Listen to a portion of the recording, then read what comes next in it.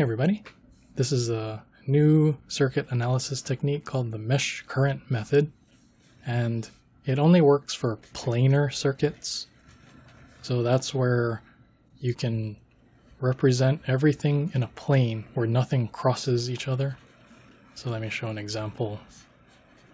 So let's say I have a resistor from here to here. So see how it crosses over? So is there a way to rearrange it so that it doesn't cross over? Yeah, I could just kind of go this way. Right, so it's still going from the same here to here, but now it doesn't cross over that other resistor.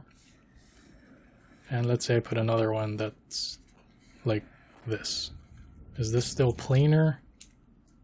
Yeah, I think so, because I can draw this resistor from this node, just going around like this, there, right? So that doesn't cross over. In other words, this circuit is still planar. But let's say I run from here to here. Is there a way for me to draw this resistor where it doesn't cross over? I don't think so. So this circuit is not planar, so the mesh current method wouldn't be able to work for this circuit. Okay, so let's talk about the method. So we're going to label what's called mesh currents. So how many meshes in this circuit? There's a loop here, and a loop here. So a mesh is a loop without other loops within them. So this one has two, this one and this one. So I'm going to draw what's called mesh currents, and they follow the perimeter of the mesh. So in other words, for mesh current IA, right, it's over here, and then over here, then over here. For mesh current IB, it's here, here, and here. So notice that for resistor R1, this branch, the branch current here is the same as the mesh current, IA, right? For resistor 2, this branch right here, the branch current here is the same as the mesh current, IB. But what about resistor 3? There's a mesh current kind of like this on the left side, and the mesh current IB going this way on the right side. So what's the branch current going through resistor R3? I'll just label it. I'll call it I3. It's a combination of these two mesh currents. So if you look at the direction of the arrows, it would be IA minus IB. You can maybe pause and kind of look at it until it really sinks in that you understand how the branch current for resistor 3 is a combination of the two mesh currents, IA and IB. Okay, so if we can solve for the mesh currents, we got everything in the circuit, because once we know the mesh currents, we can get the branch currents everywhere. If you know the current everywhere, you can solve for the voltage everywhere, and then the power everywhere. So let's go over the method. We use KVL for each mesh. So let's go KVL for mesh A. And then I'm going to go around clockwise. So starting from here, let's go this way. So that would be negative V1. Then let's go this way. And so toward the right, meaning I'm writing the voltage this way. So what is the voltage that way? It's R1 times IA. Right, mesh current IA. Okay, now we're going this way, here. So I'm going where the voltage is this way. So what's the voltage there? It is R3 times IA minus IB. Right, so you can look at that until it makes sense to you. Equals 0. So that's KVL for mesh A. Okay, now let's go KVL for mesh B, and then I'm going to go around clockwise. I'll start right here. So going this way, that's positive V2. And going around this way, so going up now. So we're going this way. So I'm considering the voltage as positive this way now for this mesh. So that would be plus R3 times IB minus IA. Right, because I'm considering the voltage this way for this mesh. Okay, now we go around over here. So here I'm considering the voltage positive this way, clockwise. So that voltage would be R2 times IB equals 0. That's KVL. Okay, so then I wrote KVL for each mesh, and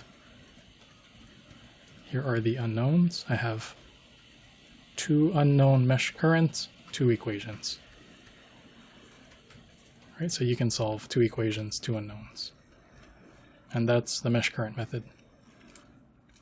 Okay, let's try just one more example. So now I have 3 meshes, and let's label them. So realistically, for me, like analyzing any circuit, I just do things systematically. Like I label voltages all kind of this way, like left to right and up down like this. And I label all currents in the same direction as the voltage. So that Ohm's law is V equals positive IR, all like this. So systematic.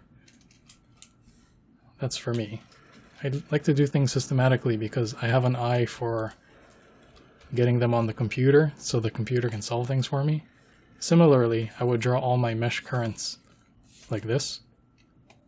But you don't have to. Let's say somebody else labels it and you're analyzing part of their work. So let's say I have mesh current IA, IB, and then maybe this one is going the other way. I mean, that's totally fine. I wouldn't, but there's nothing wrong with that. So let's try it this way. Okay, so let's go KVL for mesh A. And let's go in the direction of that mesh current. So starting here, negative 40.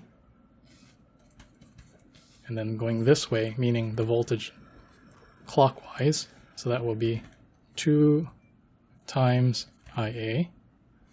Okay, now we're going continuing clockwise this way. So the voltage is positive this way. So that would be 8 times IA minus IB equals 0. So that's KVL for that mesh.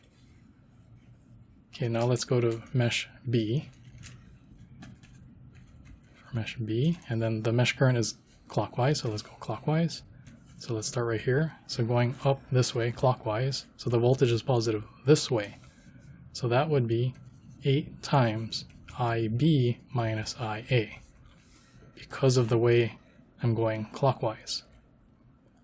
Okay, continuing this way, so the voltage is positive this way, so that would be 6IB.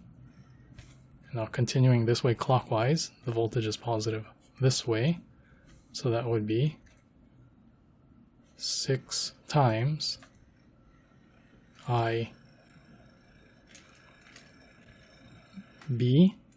plus IC.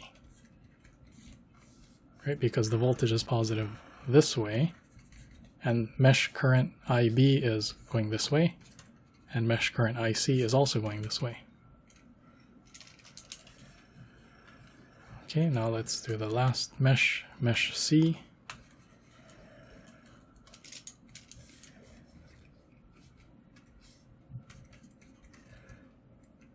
For mesh C, and then the mesh current is going this way, so I'm going to go counterclockwise. So if we start over here, right, that's negative 20. And then going this way counterclockwise, right? So that's 4IC. And now continuing counterclockwise, positive would be this way, right? So that would be plus 6IC plus IB equals 0, right? Okay, and then we wrote our 3 mesh equations, and if you look at it, we have 3 equations, 3 unknowns. So then you can solve 3 equations, 3 unknowns. Okay, so that's the mesh current method. Here, let's take another minute. Let me arrange this into a matrix. So then you can just feed it to the computer. So the first equation, mesh A, here's 2, here are my variables, IA, IB, IC. So there's 2 IA, 8 IA, so that's 10 of them, 10 IA, minus 8 IB, and no 0 IC, and negative 40, I can move on that side of the equation, so then that goes here. Okay, equation 2 for mesh B, IA, negative 8, and that's it. Negative 8 IA. For B, 8, 14, 20. 20 IB, and then IC, 6. And then there are no constant coefficient constants, so 0. Okay, mesh C, IA, nothing, 0 IA, IB, 6, 6 IB, for 10 IC, and then negative 20 goes on that side, 20. So there you go. Right, this is like matrix A, vector X, vector B. So if you want to solve for this, it's the inverse of A times B on the computer. Okay, so practice this method, and then we'll talk about dependent sources next. So I'll see you on the next video.